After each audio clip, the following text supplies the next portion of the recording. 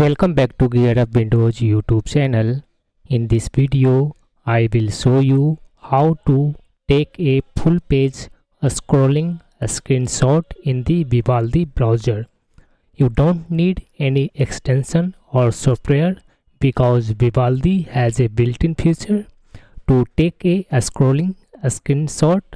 I mean full page screenshot. First open Vivaldi browser and then navigate to the web page you want to capture in one image. After that, at the bottom you will find this one, capture page button. Click on this one. After that, select this one option, full page. Then click on the capture button.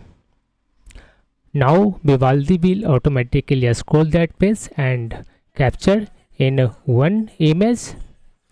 By double clicking on the image, you can view.